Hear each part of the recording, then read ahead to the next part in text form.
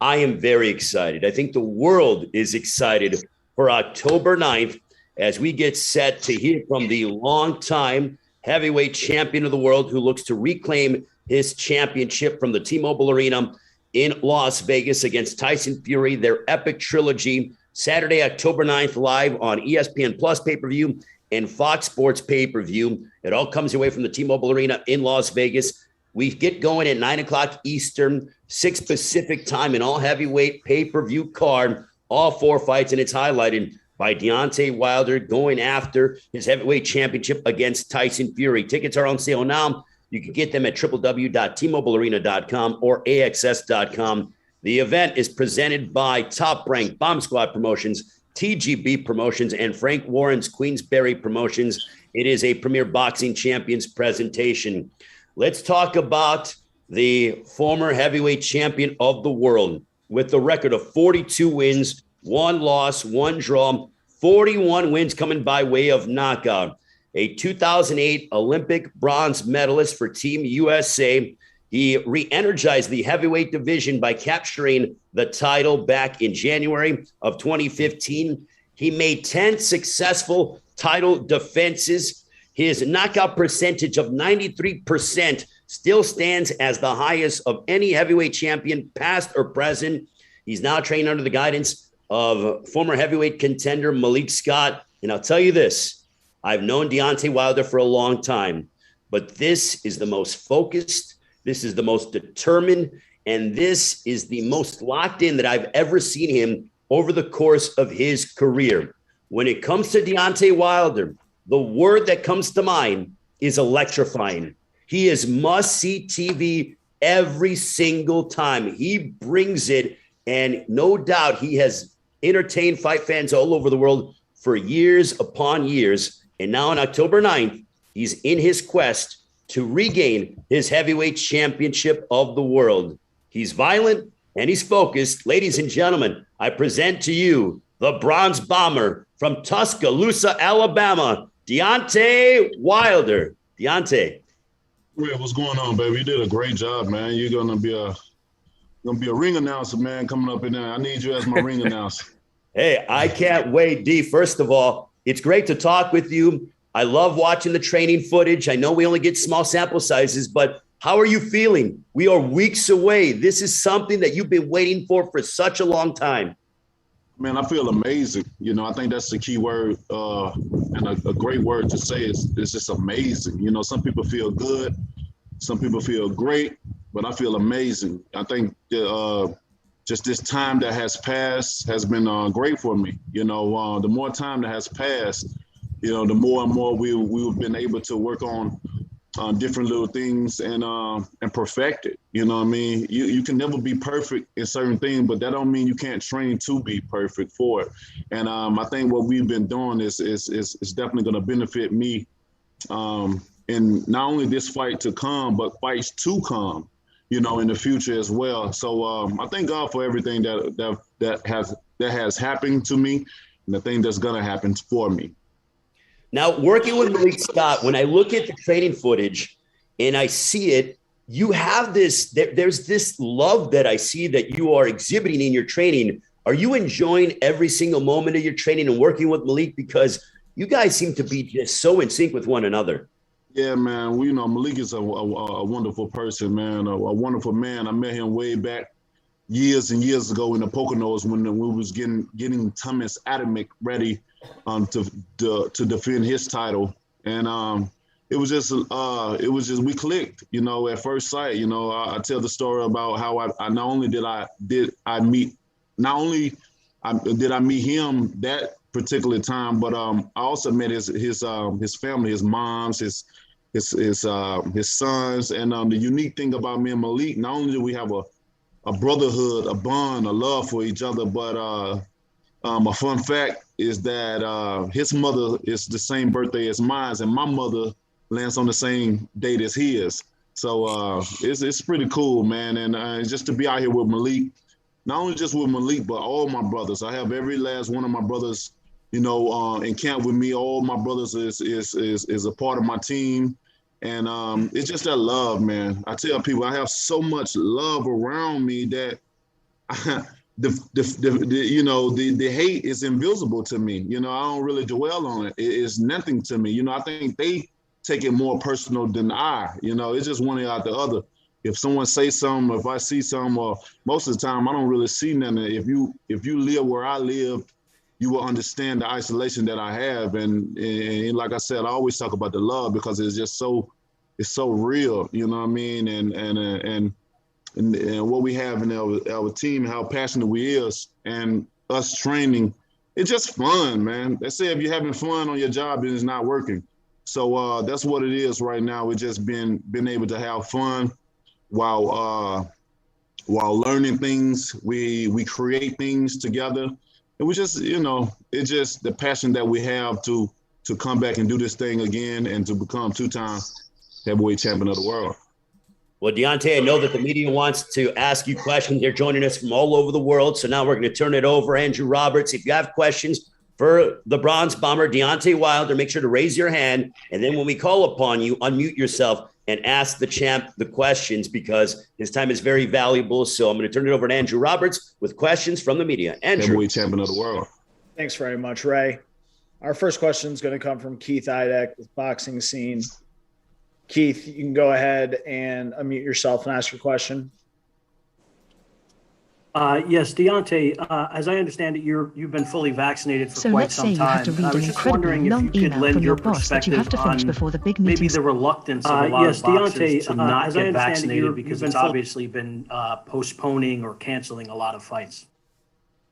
I mean, you can't tell grown people what to do, and it's hard to try to. I can only say that, this what's going on in the world and what we're going through with it is something new to us all around the world. And a lot of people are frightened to what they have heard of what's been going on. So, for me, we thought it would be a great idea for us my whole team just to get vaccinated, just in case. There's always that just in case factor. As you can see, my fight was already postponed once again due to, the claims of this situation. But we just thought it would be a great idea because I heard a lot of things, but I trust the people that I'm around. I trust my doctor. And my doctor was really the one that was really able to really just calm me down in that situation and be like, all right, we're going to get it, so we won't, and everybody around me to get it. So it won't be no mishaps, no miscommunication or nothing, no excuses about, we caught the COVID or anything like that. So, for me, my advice to all other fighters, if you're comfortable with it, go do it, get it done, And if you're not, then, you take your judgments on that. And Deontay, my other question for you is just, have you decided what, if anything, you're going to wear into the ring going into this fight based on what happened in the before the last fight? Yeah, I'm gonna,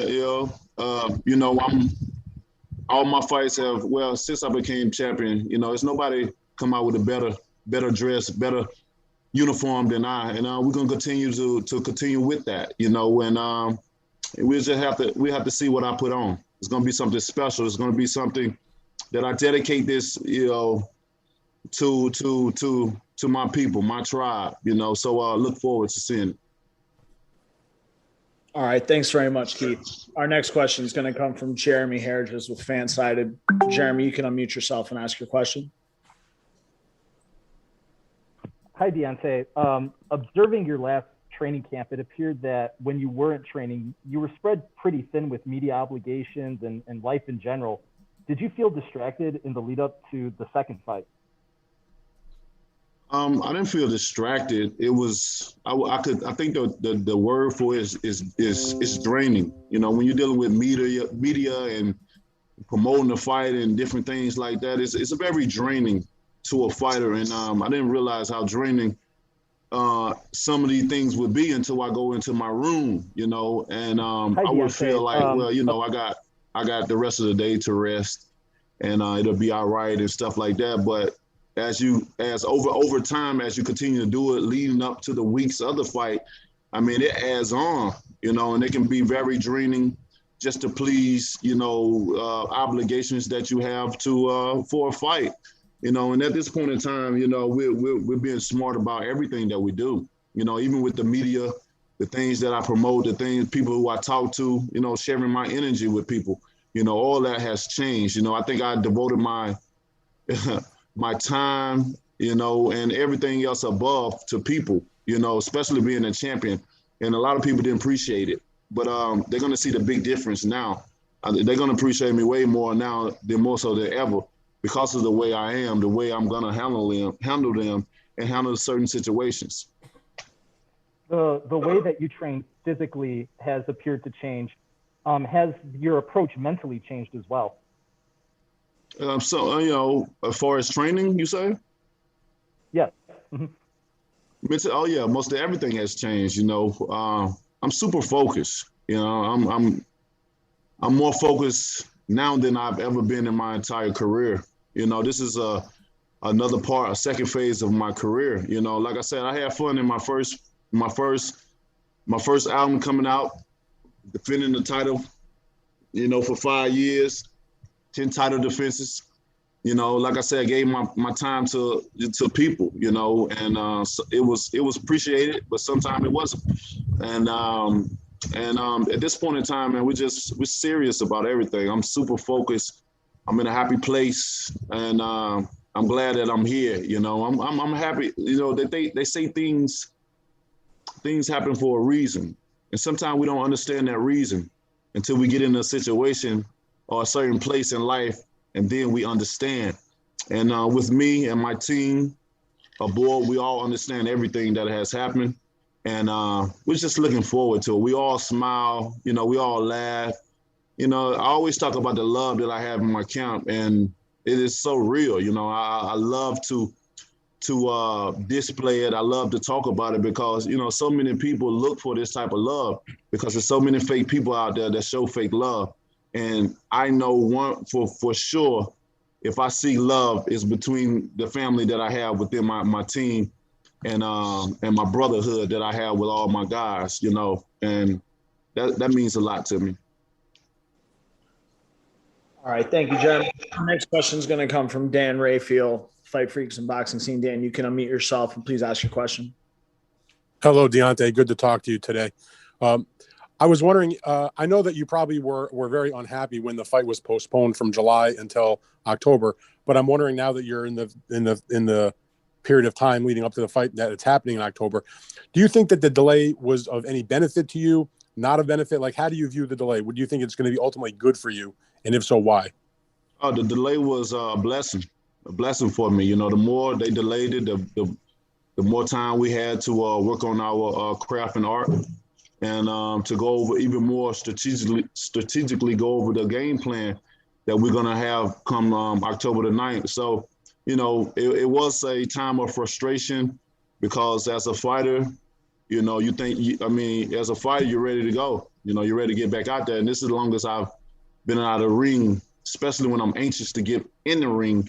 It's just something about boxing that calls you, that ring just calls you there. Even when sometimes you may want to give up. Sometimes you may just want to quit or just say, I don't want to do no more. Just something about boxing, it just draws you back. Look at all the retired guys, they coming back and they just want to be a part of boxing. Boxing allows you to just stay part of it, man. But that time that we had, it have benefited me tremendously. And I'm looking forward to October the 9th.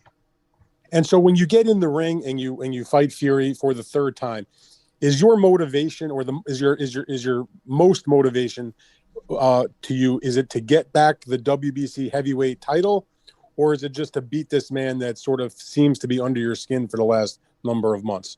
I just want to beat his ass, just as simple as that, just beat his ass. All right. Awesome. Thanks, Dan. Our next question is going to come from Donna Corby with the Daily Mirror. You can go ahead and unmute yourself and please ask your question. Hi, Deontay. How's it going? Great.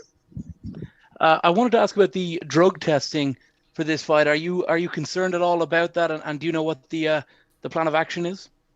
I mean, I can't worry about what's going to go on that side. You know, we hired some people to do their job, and we're expecting them to do their job. You know, my job is to get in the ring and put on a great performance and do the things that we have set planned. And that's all I'm focusing on. I'm gonna leave that job to them, and I'm gonna leave my job to myself.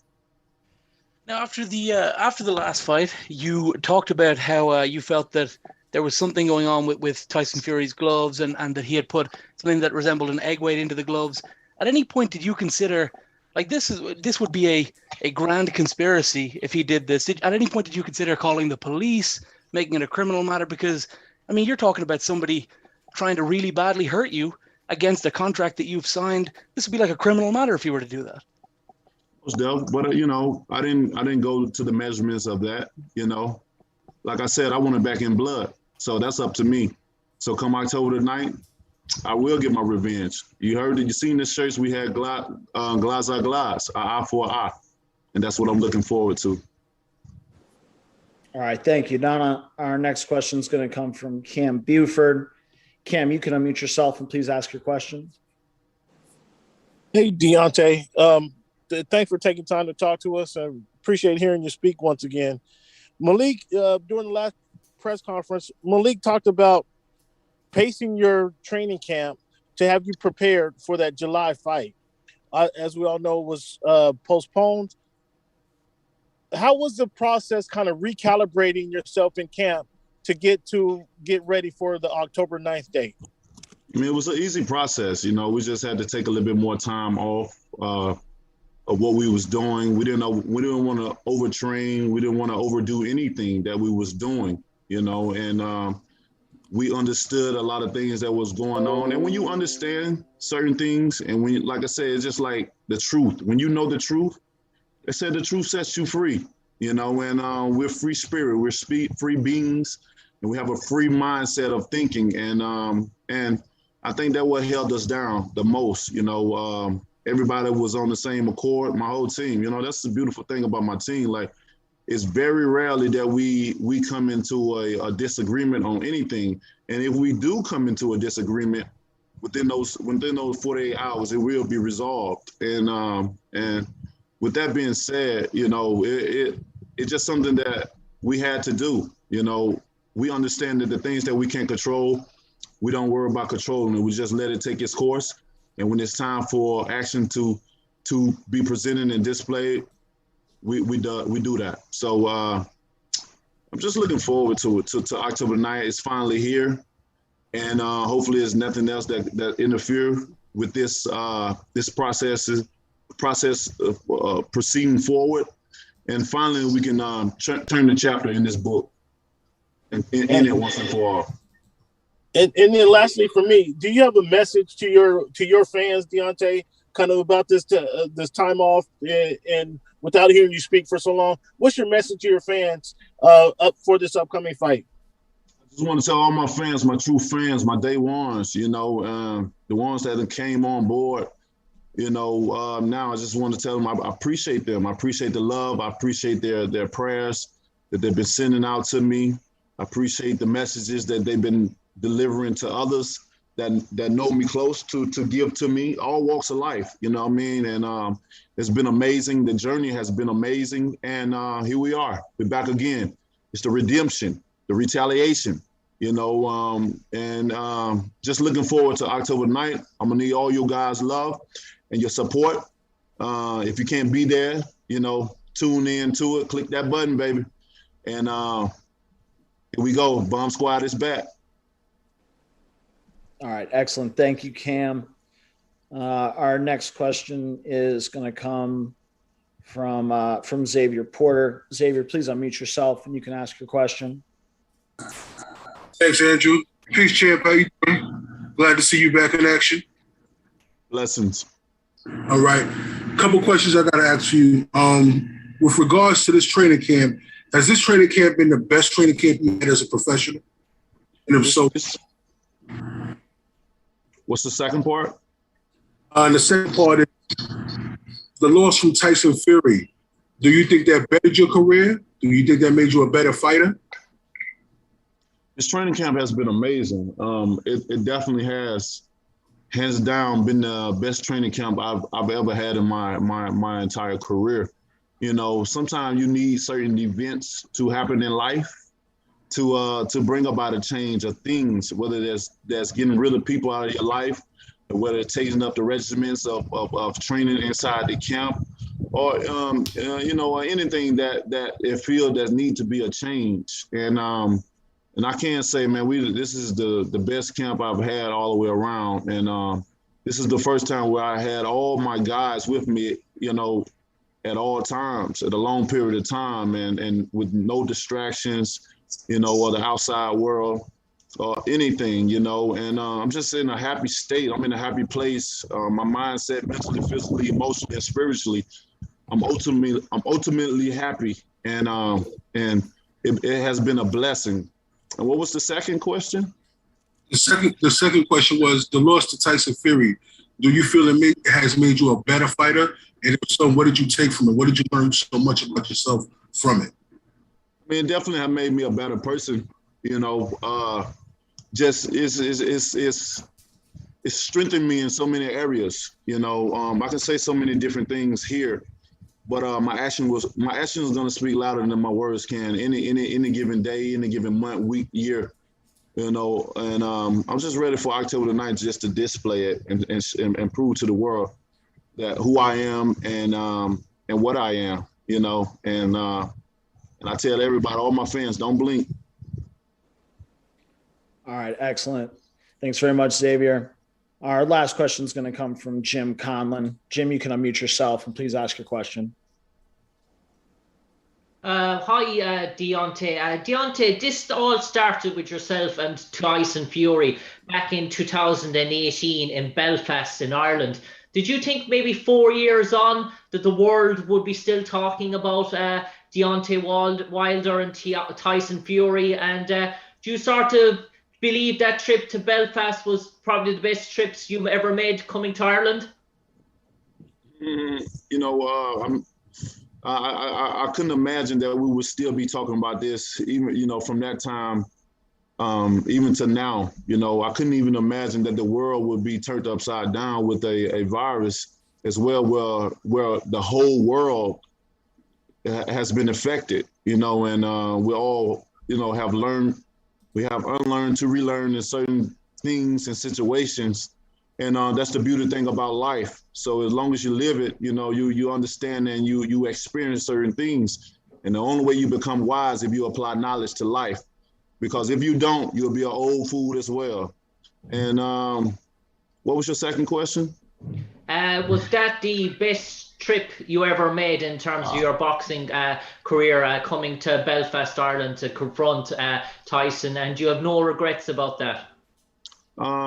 I have no regrets about coming to Ireland. I made I met a lot of great people in Ireland. I could say I met a lot of great people that I actually still talk to this day. So I can say that it was a great experience for me. It was also a great trip for me as well. The people treated me very well, and they clung to me. And overall, yeah, it was a wonderful trip.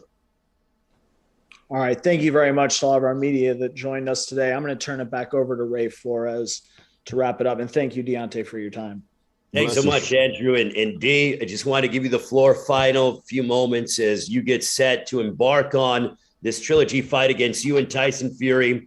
If you don't know, you better order the pay-per-view. This is going to be a historic night in Las Vegas. TMobileArena.com for ticket information, or AXS.com. Deontay, as we're only a few weeks away, what do you want to tell the world? And especially, what do you want to tell Tyson Fury as you get set to collide in the ring with him a third time? Again, to all my fans, I appreciate you so much, for the love and prayers that's been sent out to me. It's going to be an amazing fight. We've been on this journey together, and a lot of people see me, silence, which I'm always silent. The most time anyone ever hears of me is during the time I have fights or boxing. Other than that, I go MIA. And I do that for a reason. I'm not a person that like to be out all the time or like to be in the spotlight. I like to be seen a lot. I love my peace. I love being on my own little island here at home and been around the people that love me the most, you know, and you can be around so many people and you can be around so much fake love. But when you know people that really loves you, those are the people you want to be around. Why wouldn't you not? You know, ain't that right, Shell? So, you know, but with this fight is concerned, you're looking at a rejuvenated Deontay Wilder, reinvented Deontay Wilder. You know, the old Deontay Wilder is no longer there. It's something that I can't explain to you, but only will show you come October the 9th. You know, I know a lot of people have to promote certain things, but I think I've been a straight up guy. I've been a straightforward fighter ever since the start of my career. That's what I use my platform for. You know, there's never been no fakery about me. Sometimes I say things that may, you know, cross people wrong, or people don't understand what I say because they don't understand the man that is saying it. But as the saying is, my favorite saying, what's understood, don't have to be explained. So come October the 19th, baby, I'm looking forward to it. I can't wait. And it's just going to be an amazing fight. You know, nothing I have to say for my opponent, for we all know that silence is golden. I see y'all soon. October the 9th at T-Mobile Arena. If you can't be there, it's going to be on Fox pay-per-view, baby. Don't hesitate to click that button. It's going to be every bit of worth your money. And I appreciate you for your hard-earned money. I appreciate it. And I won't let you down, baby. I'll see y'all soon. Until then, Bomb Squad! That's the way to end the press conference. D, we'll see you during fight week. The most electrified man in boxing, Deontay Wilder, joining us. Champ, we'll see you in Las Vegas. Blessings, Ray. Thank you very much to all the media for joining us. We can't wait. We'll see you in Las Vegas, October 9th. Deontay Wilder, Tyson Fury.